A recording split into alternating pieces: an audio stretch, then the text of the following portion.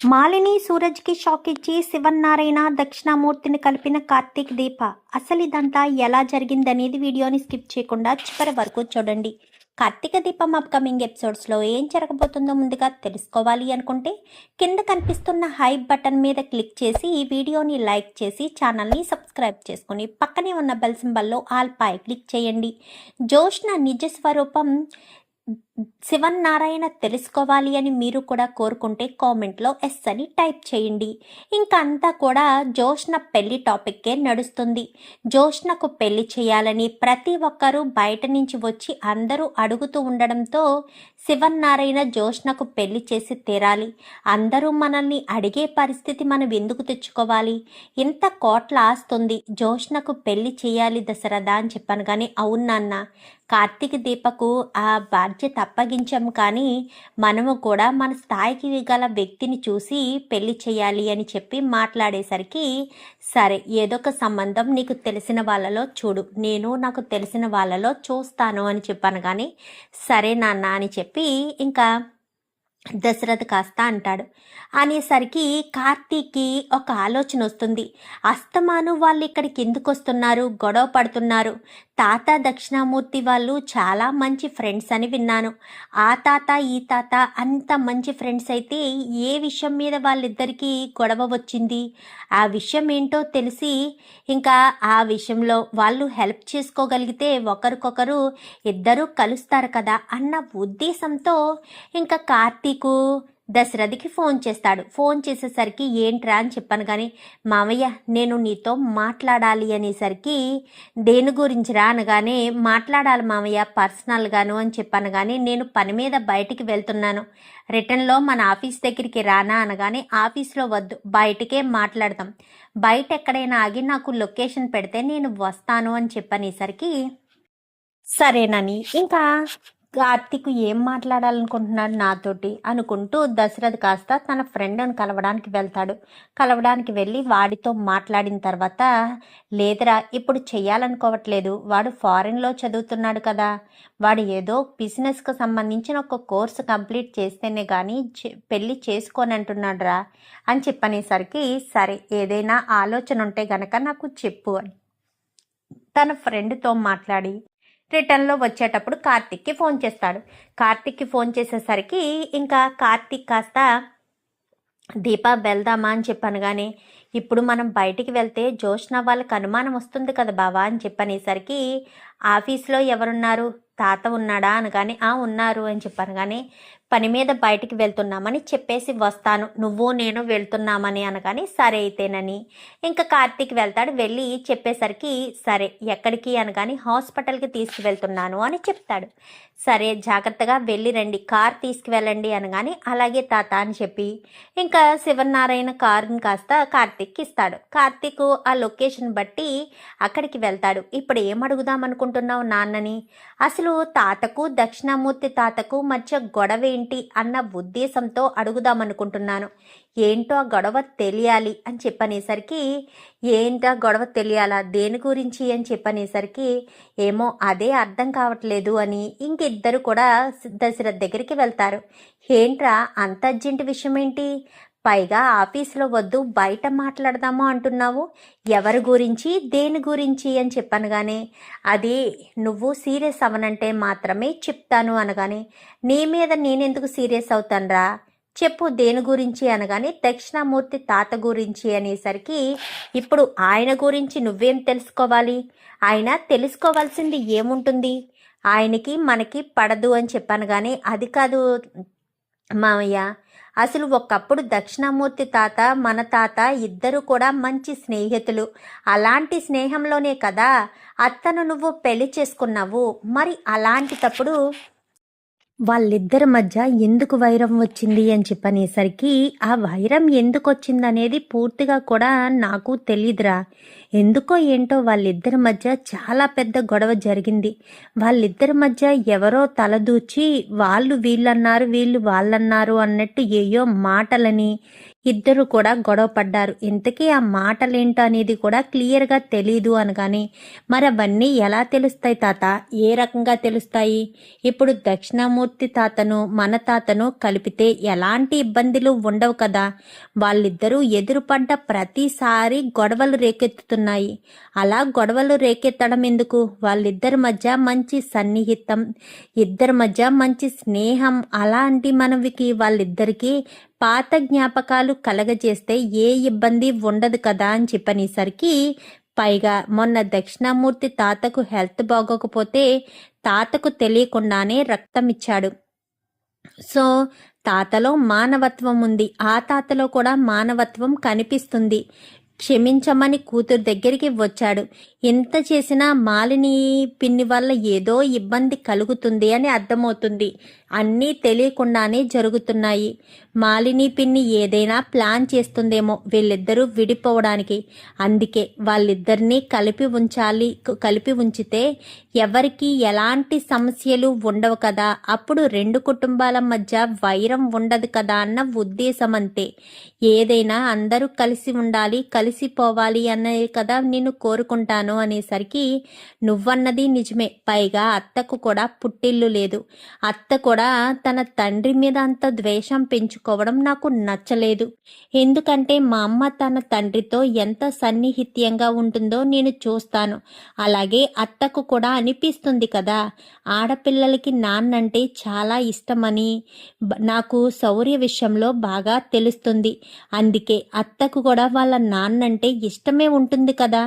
వాళ్ళిద్దరి మధ్య ఏం గొడవ వచ్చిందనేది తెలుసుకుంటే ఇద్దరిని కలపొచ్చు అన్న ఒకే ఒక్క కారణం చేతే మేము ఇలా చెయ్యాలనుకుంటున్నాము అని చెప్పనేసరికి, మరి ఇప్పుడు ఆ విషయాలన్నీ ఎలా తెలుస్తాయి అనగానే, ఇప్పుడు మేము వెళ్ళి తాతని అడిగితే తాత చెప్పడు.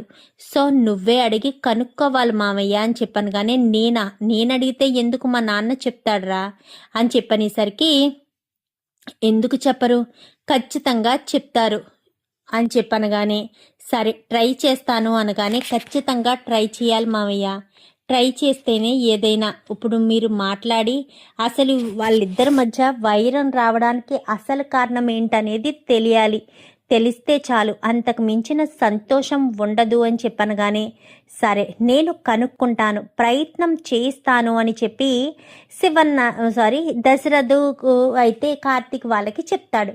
ఇంకా శివన్నారాయణ ఆ కార్తీక్కి ఫోన్ చేస్తాడు. యారా కార్తీక్ ఇంకా అవ్వలేదా అనగాని, వచ్చేస్తున్నాము అని చెప్పి, ఇంకా సరే నా తాత కారు వేసుకొచ్చాం కదా, తాత హడావుడి పడుతున్నాడు అనగానే, సరే మీరు వెళ్ళండి, మీ వెనకాల నేను వస్తాను ఆఫీస్కి అని చెప్పనేసరికి సరేనని ఇంకా ఇద్దరు కూడా ఒకరి తర్వాత ఒకరు ఆఫీస్కి వస్తారు.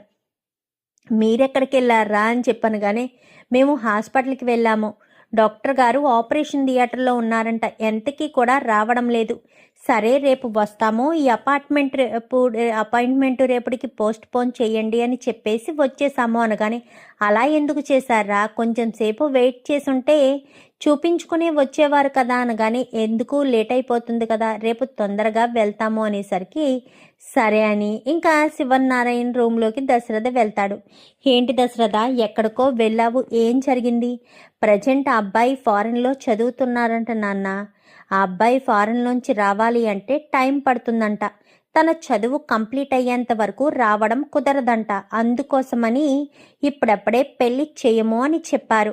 ఏదైనా అలాంటి ఆలోచన ఉంటే చెప్పమని చెప్పాను అనేసరికి, జోష్నకు పెళ్లి గడియ వచ్చిందా నాన్న నిజంగాను అని చెప్పనగానే, అదే నాకు అనుమానం కలుగుతుందిరా, పెళ్లి గడియ వస్తే ఏదో ఒక సంబంధం సెట్ అవుతుంది అని అంటారు కదా, మరి ఒక్కసారి జోష్నకు పెళ్లి గడియ వచ్చిందో లేదో. అప్పుడు ఆ సిద్ధాంతి గారు చెప్పడం ఏంటంటే, నెల రోజుల్లో పెళ్లి జరుగుతుంది, తనకు పెళ్లి గడియ వచ్చింది అన్నారు. నెల కాస్త 2 నెలలైంది కానీ పెళ్లి జరగలేదు. ఒక్కసారి ఆ సిద్ధాంతి గారిని ఇంటికి పిలిపించి జోష్నను చేతిలో మార్పులు ఏమన్నా ఉన్నాయేమో ఒక్కసారి చూపిస్తే బాగుంటుందని అని చెప్పనేసరికి, సరే సిద్ధాంత్ గారికి ఫోన్ చేస్తాను అంటూ మాట్లాడడంతో, సరే పద నాన్న ఇంటికి వెళ్దాం అనగానే, నా కారు ఉంది కదరా, నీ కారులో కార్తీక్ దీప వస్తారులే నాన్న, మనం వెళ్దాం నా కారులో అని చెప్పనేసరికి సరేనని ఇద్దరు కూడా దశరథ్ కారులో బయలుదేరతారు. నాన్న మిమ్మల్ని ఒక మాట అడుగుతాను, తప్పుగా అనుకోరు కదా, కోప్పడరు కదా అనగానే, అదేంటి దశరథ, నీ మీద నేనెందుకు కోప్పడతాను, నీ మీద నాకెందుకు కోపం వస్తుంది, నువ్వంటే నాకు ఎంత ఇష్టమో నీకు తెలియదా అనగాని, తెలుసు నాన్న, కానీ నేను అడిగే ప్రశ్న అలాంటిది, ఎందుకు అని చెప్పనేసరికి, ఎందుకంటే అది అది దక్షిణమూర్తి నా మామయ్య గురించి అనేసరికి ఒక్కసారిగా షాక్ అవుతాడు శివన్నారాయణ. అదేంటి వాడి గురించి నువ్వు అడుగుతున్నావేంటి, అసలు మీ ఇద్దరిది మంచి స్నేహం కదా, ఎందుకు మీ ఇద్దరు విడిపోయారు, విడిపోవాల్సిన పరిస్థితి ఏమొచ్చింది, దానికి తగ్గ రీజన్ ఏంటి అని చెప్పనేసరికి, రీజన్ ఏంటంటే ఏం చెప్పమంటావు, దక్షిణామూర్తి అప్పట్లో ఒక బిజినెస్ స్టార్ట్ చేశాడు. ఆ బిజినెస్ స్టార్ట్ చేయడం వల్ల ఆ బిజినెస్ స్టార్ట్ చేసిన తర్వాత ఆ బిజినెస్ లాస్ వస్తుంది అని నేను ఎంతగానో చెప్పాను. అయినా సరే నా మాట వినిపించుకోకపోవడంతో వద్దని ఎంత చెప్తున్నా కానీ వినలేదు. అప్పుడే మీ అత్తయ్య గారి ఆరోగ్యం కూడా బాగా క్షీణించింది. నువ్వు అప్పట్లో ఇక్కడ ఉండేవాడు కాదు, వేరే చోట బిజినెస్ పరంగా వేరే చోట ఉండేవాడివి.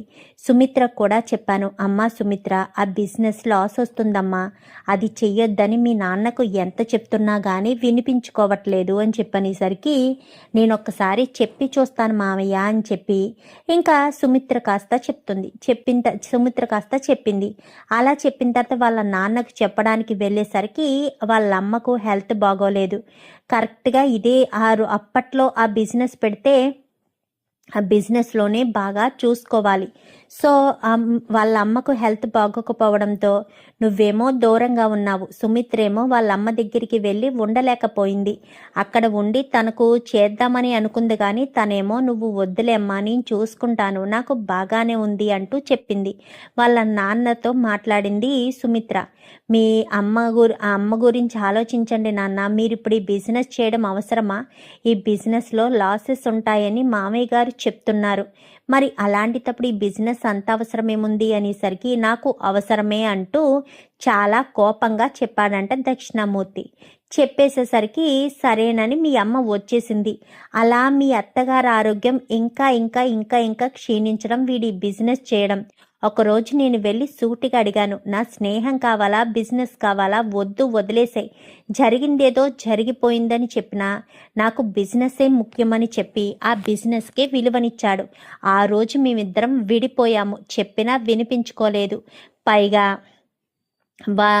పైగా వాళ్ళమ్మ మీ అత్తగారు కూడా ప్రాణాలు విడిచారు. ఆ కోపం సుమిత్రలో, ఈ కోపం నాలో ఉండి ఆ రోజు నుంచి ఈ రోజు వరకు వాడు నాకు క్షమాపణ చెప్పుంటే వాడిని నేను బిజినెస్ కంటే నువ్వే ఇంపార్టెంట్ రా అని మళ్ళీ నాకు ఏదైనా మాట్లాడుంటే ఖచ్చితంగా వాడితో మాట్లాడేవాడినేమో, కానీ వాడు నాతో మాట్లాడలేదు. అప్పటి నుంచి నాకు వాడికి మధ్య గొడవలు మొదలయ్యాయి. ఆ గొడవల కారణంగానే ఇంకా మేమిద్దరం శాశ్వతంగా ఫ్రెండ్షిప్కి దూరం అయిపోయి మేమిద్దరం నార్మల్గా శత్రువుల్లా మారిపోయాము అనేసరికి అర్థమైంది నాన్న అని చెప్పి ఇంకా దశరథ్ కాస్త కార్తీక్కి ఫోన్ చేసి చెప్తాడు. అంటే ఇక్కడ ఈగో ప్రాబ్లం వల్ల విడిపోయారన్నమాట. దక్షిణామూర్తి తాత వచ్చి మన తాతను చిన్న క్షమాపణ కాకపోయినా నాకు నీ స్నేహమే ముఖ్యం, నీ స్నేహం కావాలి అని ఒక్క మాట అడిగితే ఖచ్చితంగా తాత క్షమించేవాడేమో. అంటే తాత ముందు దక్షిణామూర్తి తాత కొంచెం తగ్గి మాట్లాడాలి. అది చేస్తే, ఎందుకంటే అక్కడ మంచి గురించే కదా చెప్పాడు. అయినా సరే వినిపించుకోకుండానే దక్షిణామూర్తి తాత మొండిగా వెళ్ళడం వల్లే కదా దశరథ మామయ్య వాళ్ళ అత్తయ్య గారు చనిపోయారు, సో ఇంత జరిగింది కాబట్టి అని చెప్పి ఇద్దరు కూడా ఆలోచించుకుంటారు. ఇప్పుడు ఏం చేద్దాము అనగానే ఏదో ఒకటి మీరు చెయ్యండి, నన్నైతే ఇన్వాల్వ్ చేయకండి, నాకు చాలా వర్క్ ఉంది అంటూ దశరథ్ కాస్త అక్కడి నుంచి వెళ్ళిపోతాడు. వెళ్ళిపోయేసరికి ఇంకా దీప కార్తీక్ ఆలోచనలో పడతారు. ఏదో ఒకటి చెయ్యాలి, వీళ్ళిద్దరినీ కూడా కలిపితే ఆ మాలినికి దెబ్బ తీసిన వాళ్ళు నవ్వుతాము, ఖచ్చితంగా వీళ్ళిద్దరినీ కలపాలి అన్న ఆలోచనతో సరే ఏం చేద్దాము అన్న ఆలోచనకి వస్తారు ఇద్దరు కూడా. అలా వచ్చిన వాళ్ళు కాస్త ఎలా అయినా సరే కలపాలి అని ఫిక్స్ అయ్యారు కదా. సో ఇద్దరు ఏం చేస్తారంటే దక్షిణామూర్తి కలవడానికి దక్షిణామూర్తికి ఫోన్ చేస్తారు. మాలిని ఆ సమయంలో ఇంట్లో ఉండదు. ఫోన్ చేసేసరికి హలో ఎవరు అనగానే తాత నేను కార్తీక్ని అనేసరికి నువ్వా చెప్పరా అనగానే నేను నీతో మాట్లాడాలి, నీతో మాత్రమే మాట్లాడాలి, దయచేసి మేము చెప్పిన ప్లేస్కి వస్తే బాగుంటుంది అని చెప్పనగానే సరేనని అక్కడికి వస్తాడు. వచ్చిన తర్వాత నువ్వు శివన్నారాయణ తాత ఏ కారణం చేత విడిపోయారో చెప్తావా అని చెప్పనేసరికి ఏ కారణం చేత విడిపోయామనేది నీకు చెప్పినా అర్థం కాదు అని చెప్పాను. కానీ నాకు తాత మొత్తం చెప్పాడు, నిన్ను వద్దన్న పని చేయడం వల్లేనంట కదా మీ ఇద్దరు విడిపోయారు, ఆ ఉద్దేశంతోనేనంట కదా విడిపోయారు.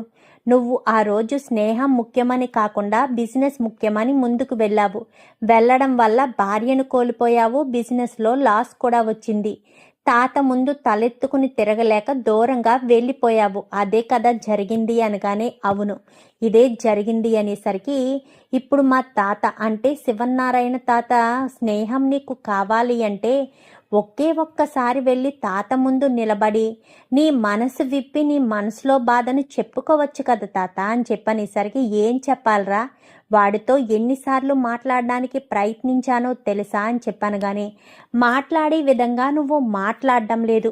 అలా మాట్లాడితే ఎదుటి వాళ్ళకి మన బాధ ఏంటో మనకొచ్చిన కష్టం ఏంటో తెలుస్తుంది. మనం ఎంత చెప్తున్నా మన కళ్ళల్లో వాళ్ళ మీద ఉన్న ఇష్టం ప్రేమ వాళ్ళకు క్లియర్గా తెలియాలి అంటే మనం వాళ్ళ ముందుకు వెళ్ళి నిలబడాలి. అలా నిలబడ్డ రోజు వాళ్ళకి మన కళ్ళల్లో ఉన్న ప్రేమ కనిపిస్తుంది తాత అని చెప్పనేసరికి ఏం చేయమంటారా, నాకు శివన్నారాయణ స్నేహం కావాలి, దానికోసం నేను ఏం చేయడానికైనా సిద్ధమే, వాడి కాళ్ళు పట్టుకోమంటారా అనగానే అంత దిగజారిపోయి చేయమని చెప్పడం లేదు తాత, నువ్వు తాత దగ్గరికి వెళ్ళు, తాత ఎదురుగా నిలబడి నీ మనసులో తాత మీద ఉన్న ప్రేమతో పాటు ఆ రోజు తాత చెప్పిన మాట వినలేదు కదా నువ్వు, సో వినలేని ఆ మాట గురించి కూడా నువ్వు బాధపడు, ఆ రోజు నీ మాట వినుంటే ఈరోజు నాకు ఈ పరిస్థితి వచ్చేది కాదు అని చెప్పి ఇంకా మాట్లాడేసరికి అలాగాను అడుగు అని చెప్పాను. కానీ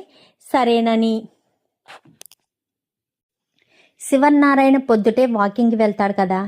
వెళ్ళిన తర్వాత కార్తీక్ ఫోన్ చేసి ఈ టైంకి వాకింగ్కి వెళ్తాడు అనగానే సరేనని దక్షిణామూర్తి కూడా వాకింగ్కి వెళ్ళొస్తానమ్మా అని చెప్పి వాకింగ్కి వెళ్తాడు. వెళ్ళేసరికి శివన్నారాయణ తిరిగి ఒక చోట కూర్చుని ఉంటాడు. ఇంకా అలా కూర్చుని ఉండగా శివన్నారాయణ దగ్గరికి వెళ్ళి హాయ్ శివన్నారాయణ అని చెప్పనేసరికి వాకింగ్కి వచ్చిన ప్రశాంతత లేదు.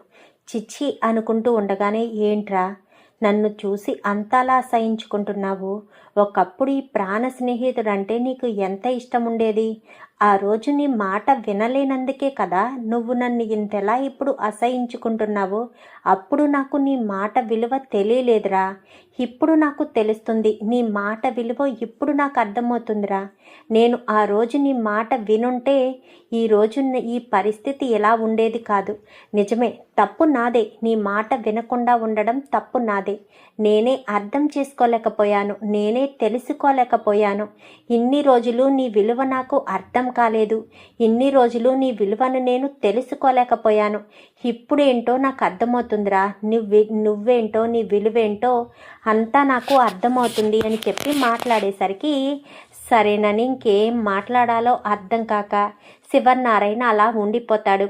ఏంట్రా ఇంకా ఈ ప్రాణ స్నేహితుడి మీద కోపం పోలేదా, నా ప్రాణాలు పోతేనే కానీ నా మీద ఉన్న కోపం పోదా అని చెప్పనేసరికి అదేంట్రా అంత మాట అన్నావు అనగానే, మరి అంతే కదరా, ఆ రోజు నీ మాట వినలేనందుకే కదా నువ్వు నా మీద ఎంత విరక్తి పెట్టుకున్నావు. ఇప్పుడు నేను మాట వింటున్నాను కదా, మాట విన్న తర్వాత ఇప్పుడైనా సరే నా మాట విని నన్ను అర్థం చేసుకోవడం మానేసి ఇప్పటికీ దూరం పెడుతున్నావు. తప్పు చేశానురా, ఆ రోజు నీ మాట వినక తప్పు చేశాను, నన్ను క్షమించగలవా అని చెప్పి, నన్ను క్షమించు అని చెప్పి నిలబడేసరికి ఒక్కసారిగా శివనారాయణ కళ్ళల్లో కన్నీళ్లు కనిపిస్తాయి. అప్పటికే నా ప్రాణం పోతేనే కానీ నువ్వు క్షమించవా అన్న మాటకు, ఇప్పుడు నన్ను క్షమించరా అన్న మాటకు, ఇంకా ఆ మాటలకి తనలో ఉన్న ఈగో అంతా కూడా సాటిస్ఫై, అంటే తనలో ఉన్న కోపం బాధ అంతా పక్కకు వెళ్ళిపోయి ఇంకా తను ఎంతో సంతోషంగా తన స్నేహితుడిని గుండెలకి హత్తుకుంటాడు. ఈ స్నేహం కోసమేరా నేను ఇన్నాళ్ళు బ్రతికున్నానేమో, ఈ స్నేహం కోసమేమోరా ఇంకా ఇంకా బ్రతికుంటానేమో అని చెప్పి మాట్లాడేసరికి ఇంకా ఏం మాట్లాడాలో ఏం చెయ్యాలో కూడా అర్థం కాక ఇంకా ఇద్దరు కూడా చాలా హ్యాపీగా కూర్చుని మాట్లాడుకుంటూ ఉంటారు. చాలాసేపు అయిపోతుంది. ఇటు శివనారాయణ రాలేదని ఇంటి దగ్గర కంగారు పడుతుంటారు, ఇటు దక్షిణామూర్తి రాలేదని మాలిని కంగారు పడుతూ ఉంటుంది. వాకింగ్కి వెళ్ళిన వాళ్ళు ఇంకా రాలేదేంటి, ఈ పాటికే మామయ్య గారు వచ్చేసేవారు కదా, ఇంకా రాలేదేంటి అని ప్రతిసారి సుమిత్ర గుమ్మం దగ్గరికి వచ్చి చూస్తూ ఉంటుంది. ఏంటి సుమిత్ర, ఏంటి అంతలా ఎదురు చూస్తున్నావు అనగానే, మామయ్య గారు వాకింగ్కి వెళ్ళి ఇంకా రాలేదండి, ఇంకెప్పుడు వస్తారో అర్థం కావట్లేదు, వెళ్ళిన మనిషి ఇంకా రాకపోవడం ఏంటో తెలియడం లేదు అని చెప్పనేసరికి, అవునా సరే ఎక్కడికి వాకింగ్లో ఎవరైనా తెలిసిన వాళ్ళు పరిచయం అయితే మాట్లాడుతున్నారేమో అని చెప్పి అనుకుంటూ ఉండేసరికి రారా ఇంటికి వెళ్దామని చెప్పాను. కానీ సరే అని ఇంకా దక్షిణామూర్తిని తీసుకుని ఇద్దరు భుజం మీద చేతులు వేసుకుని ఇంటికి వస్తారు. ఒక్కసారిగా సుమిత్ర షాక్ అయిపోతుంది. అదేంటి, ఒక్కసారి అటు చూడండి అనగానే ఇంకా దశరథు కార్తీక్ అన్నంత పని చేసేశాడన్నమాట అని మనసులో అనుకుంటాడు. అదేంటి మీ నాన్న మా నాన్న కలిసి వస్తున్నారు అనగానే, అదే నాకు అర్థం కావట్లేదు. అమ్మ సుమిత్ర నువ్వు నా స్నేహితుడిని క్షమించాలమ్మా, నా స్నేహితుడి తరపున నేను క్షమాపణ అడుగుతున్నాను అని చెప్పి మాట్లాడేసరికి ఒక్కసారిగా షాక్ అవుతాడు. ఏం మాట్లాడుతున్నారు మావయ్య, మిమ్మల్ని నేను క్షమించడం ఏంటి అనగానే, అంతేనమ్మా, క్షమించాలి నన్ను, నా స్నేహితుడి తరపున క్షమాపణ అడుగుతున్నాను, క్షమించగలవమ్మా అని చెప్పి మాట్లాడడంతో ఇంకా ఏం మాట్లాడాలో ఏం చేయాలో సుమిత్రకు అర్థం కాదు. అమ్మా సుమిత్ర, నన్ను క్షమించగలవా, నేను నీ తల్లి విషయంలో తప్పే చేశాను, మీ మావయ్యే నన్ను క్షమించారు, నువ్వు క్షమించవా అంటూ సుమిత్రను అడిగేసరికి సుమిత్ర కూడా ఇంకా కళ్ళంట నీళ్ళు తెచ్చుకుంటుంది.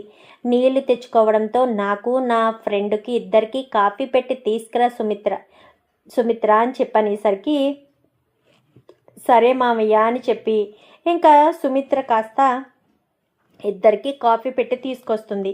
ఇంకా జోష్న వీళ్ళిద్దరూ కిందకు వచ్చేసరికి అది చూసి ఒక్కసారిగా షాక్ అయిపోతారు. ఇదేంటిది ఇలా జరిగింది, నిజంగా నమ్మలేకపోతున్నాను, సుమిత్ర వీళ్ళంతా కలిసిపోయారా అని ఆశ్చర్యపోయి అలా చూస్తూ ఉండిపోతాడు. నిజంగా నమ్మశక్యంగా అనిపించడం లేదు అని ఇంకా అంతా కూడా అలా చూస్తూ ఉండిపోగానే ఇద్దరికి కాఫీ తీసుకొచ్చి ఇచ్చేసరికి సుమిత్ర, మీ నాన్నతో ఏంటి ఆయన అనగాని, వాళ్ళిద్దరూ కలిసిపోయారు కదా అత్తయ్య, ఇద్దరూ కలిసే వచ్చారు అని చెప్పాను. కానీ చాలా సంతోషపడతారు పైకి మాత్రం. ఇంక ఈ విషయం మాలినికి చెప్పాలి కదా, మాలినికి ఫోన్ చేస్తారు. ఇక్కడ ఆల్రెడీ సూరజ్ చూస్తాడు వీళ్ళిద్దరూ కలిసిపోయి ఉండడం చూసి.